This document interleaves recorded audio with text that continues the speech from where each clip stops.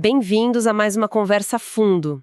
Hoje a gente vai mergulhar de cabeça num universo de fúria, desespero e uma guerra secreta pelo futuro do planeta. Um universo bem pesado. Muito. A gente está falando de Lobisomem ou Apocalipse, a quinta edição. As fontes que a gente tem pintam o mundo das trevas assim muito sombrio. Totalmente. Um clima de crise ambiental, corporações que parecem vilãs de filme. E uma humanidade meio anestesiada, né? Vendo o colapso acontecer e sem reagir. Exato. Então, a nossa missão aqui é tentar entender quem são os Garou, os lobisomens, que guerra é essa que eles lutam e, como a sociedade deles se estrutura, que parece ser tão violenta quanto trágica. Exato. E o ponto de partida, eu acho, é um conflito duplo. De um lado, os Garou têm essa responsabilidade, sabe? De lutar pelo equilíbrio do planeta, que eles chamam de Gaia. Certo. Mas, ao mesmo tempo, eles travam uma guerra interna, que talvez seja até mais feroz, contra a própria fúria, a besta dentro deles. Ah, sim. Eles aprenderam do jeito mais difícil que a violência pura e simples não funciona.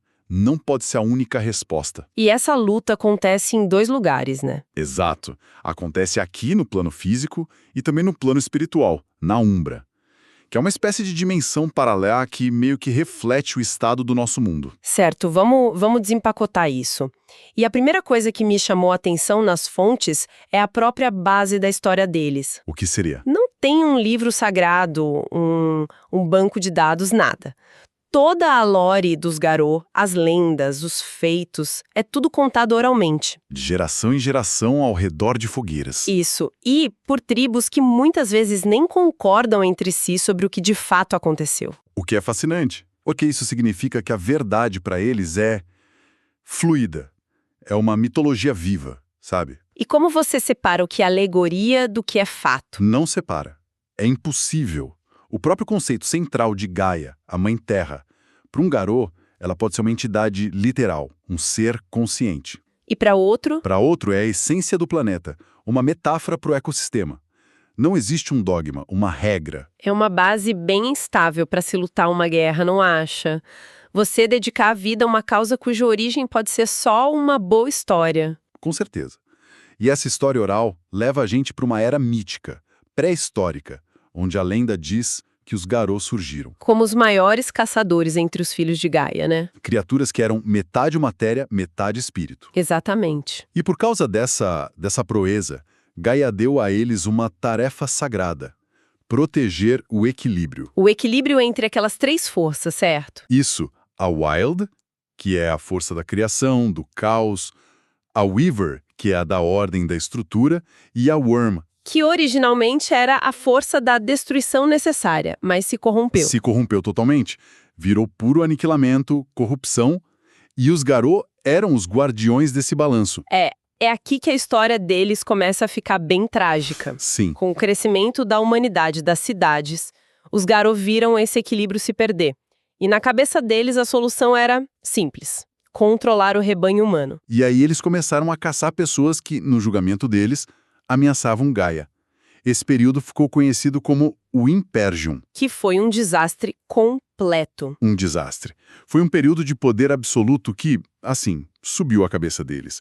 Eles se tornaram tiranos. A caça que devia ser seletiva virou... Indiscriminada. Eles perderam totalmente a noção do equilíbrio que juraram proteger e mergulharam a humanidade num terror abjeto. Um terror tão profundo que marcou a psique coletiva da nossa espécie para sempre. Espera um pouco. Então, o motivo pelo qual as pessoas não veem lobisomens hoje não é por causa de alguma magia. Não. É por causa de um trauma psicológico coletivo que os próprios Garou criaram. Precisamente. Esse trauma ancestral se manifesta no jogo como um efeito chamado delírio. Delírio. É o pavor avassalador que um humano sente ao ver um Garou na sua forma de guerra, o Crinos. A mente humana simplesmente não processa, ela se protege. A pessoa desmaia? Ou esquece? Pode desmaiar, apagar a memória do evento ou, no dia seguinte, racionalizar. Diz que foi um ataque de urso, um cachorro muito grande. É um mecanismo de defesa psíquico que nasceu do terror que eles mesmos impuseram. Ironia brutal. Eles criaram a própria invisibilidade através do medo que causaram. É como um pecado original tão grande que condenou eles a se esconderem para sempre. E foi isso que aconteceu, então. Exatamente. Os Garou mais sábios da época perceberam que o Imperium foi um erro catastrófico. Eles viram que estavam se tornando monstros e, depois de muito debate, decidiram recuar. Acabaram com o Imperium. E passaram a cuidar do rebanho de forma velada. É por isso que no cenário atual, lobisomens são só lendas. Mas o dano já estava feito, para todo mundo. Mas se afastar resolveu o problema? Pelo que as fontes indicam, foi o contrário. Foi o contrário.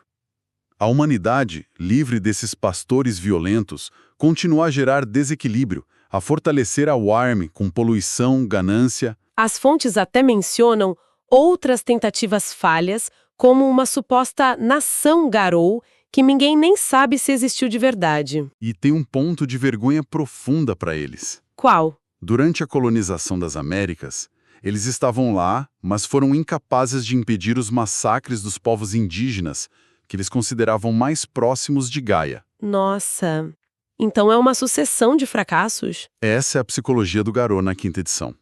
O Imperium foi um fracasso moral. O afastamento, um fracasso estratégico. A incapacidade de proteger os povos nativos foi um fracasso na própria missão.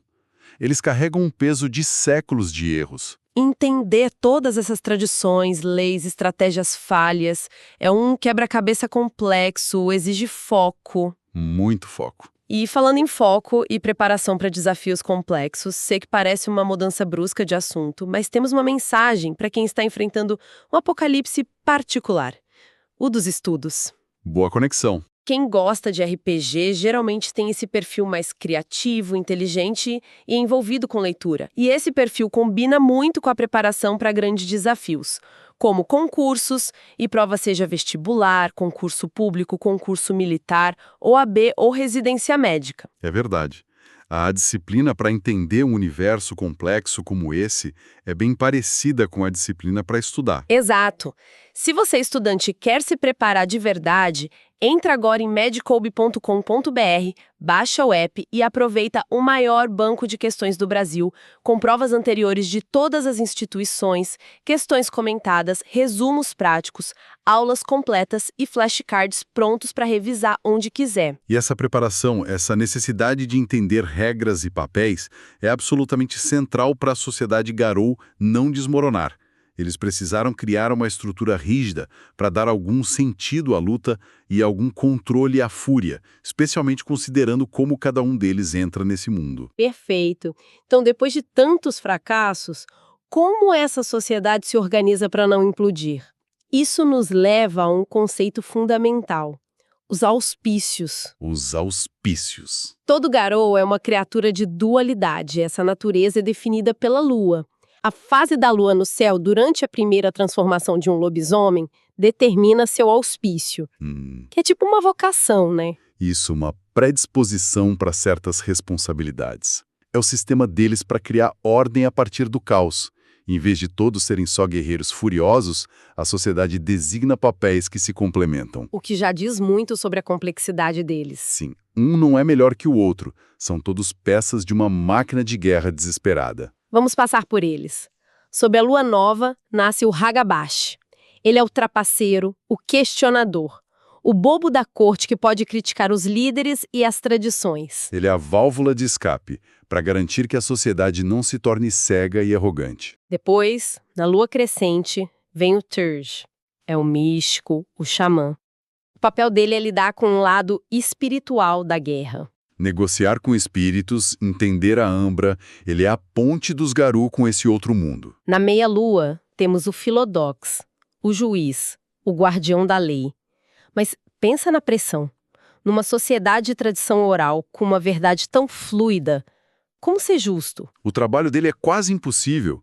Ele é menos um juiz com um código penal na mão e mais um intérprete de mitos, de precedentes. Ele tem que aplicar leis antigas a problemas modernos. O que deve gerar conflito o tempo todo. Sempre. Em seguida, na lua gibosa, o Galliard, o bardo, o contador de histórias. A função dele é crucial. Ele é o guardião da lore oral. Ele precisa conhecer as lendas, os heróis, os fracassos e usar essas histórias para inspirar, para lembrar a todos por que eles ainda lutam. É o coração da alcateia. Por fim, sobre o brilho da lua cheia, nasce o Ahum, o guerreiro, a fúria de Gaia encarnada. A responsabilidade dele é direta: ser a linha de frente, destruir os inimigos. Mas mesmo ele precisa dos outros.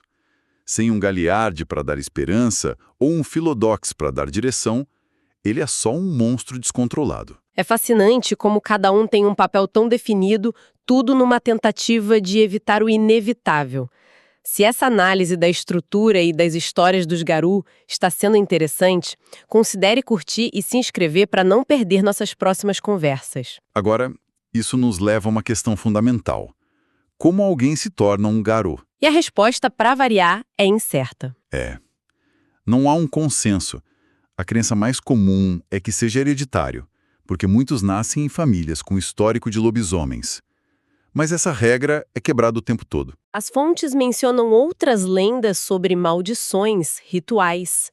No fim, a crença mais aceita é que Gaia escolhe seus guerreiros, mas o processo exato é um mistério. O que não é mistério são os sinais. Antes da transformação, a pessoa sente o sentido se aguçando, o olfato, o paladar, fica mais irritadiça. Mais propensa a explosões de raiva. E enquanto isso acontece, é quase certo que outros Garou já estejam observando de longe. E então, ineditavelmente, vem a primeira transformação.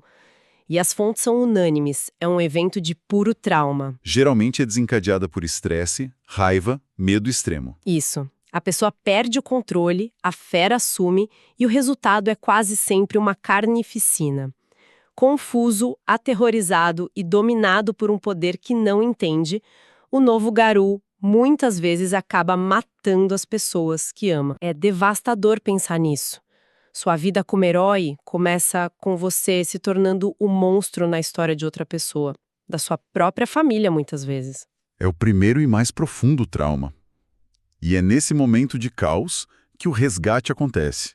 Os Garou que estavam observando intervêm, contêm o recém-transformado e o levam para longe. E aí começa a doutrinação. Exato. Ele aprende sobre Gaia, sobre a guerra, sobre a litania, mas esse processo significa um rompimento total com a vida anterior. Amigos, família, carreira, tudo fica para trás. Sua vida agora é à margem da sociedade. E para sobreviver nessa nova realidade, eles precisam de regras muito claras. Embora as lendas sejam debatidas, as leis não. Eles seguem um código de honra chamado a litania. São poucas leis, diretas, mas com peso de responsabilidade imenso. É a tentativa deles de não repetir os erros do Imperium. Uma constituição nascida da vergonha, então. Perfeito, é isso. A primeira lei, claro, é combata a worm onde quer que ela surja. Mas logo em seguida vem leis como não coma carne humana. E a mais crucial, o véu não deve ser levantado. Ou seja, a barreira entre o mundo humano e o sobrenatural deve ser mantida. Essas leis soam como uma consequência direta do terror do Imperium, não é? É como se dissessem, nós erramos tanto que agora precisamos nos esconder para sempre. Perfeitamente. É uma lei nascida do trauma. E isso cria uma tensão filosófica constante que move o jogo. Como assim? A primeira lei manda você lutar contra o Worm.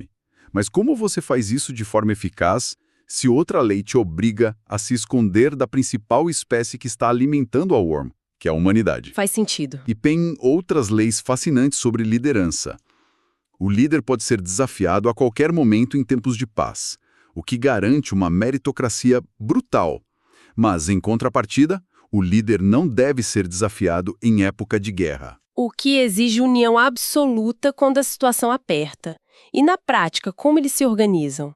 A unidade básica, o núcleo social, é a alcateia, geralmente com Garou de diferentes auspícios. E acima disso? Acima disso, você tem os septos. Um septo é a união de várias alcateias para proteger um cairn, um local de poder espiritual. E, muito raramente, acontecem os grandes encontros, para rituais ou para declarar guerra. Mas no dia a dia, a vida social de um Garou é a sua alcateia. Para a gente fechar, as fontes destacam 2 estados mentais que mostram o tremendo fardo psicológico dessa guerra. O primeiro é o Arano. Harano é a apatia da alma. É uma depressão espiritual profunda. O Garou fica tão sobrecarregado pela convicção de que a guerra está perdida que ele simplesmente para de lutar. Vira um peso morto para Alcateia. Exato. É visto como uma doença espiritual, uma rendição da alma antes da morte do corpo. E o oposto, que talvez seja ainda mais perigoso, é o Hal-Glosk. O Hal-Glosk é quando o desespero se transforma em fanatismo.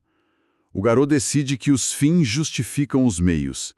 E para um lobisomem, isso significa violência desenfreada, carnificina, terror. Ele abandona a honra e o equilíbrio. E se torna tão monstruoso quanto os inimigos que jurou combater. Harano e Hal-Glosk são os dois precipícios que margeiam o caminho de todo o Garou.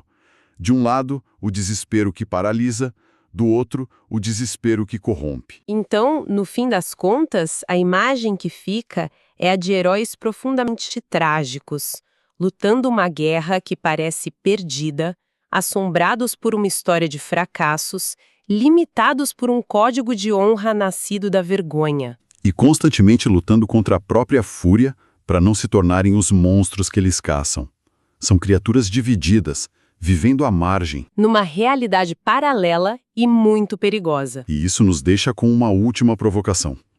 Considerando que toda a história dos Garou é oral, cheia de contradições, e que sua sociedade é construída sobre os escombros dos próprios erros, a questão que fica é: será que a verdade que eles defendem com tanta fúria é realmente a verdade? Ou é só a versão da história que conseguiu sobreviver? E o que isso nos diz sobre as verdades que a gente constrói no nosso próprio mundo?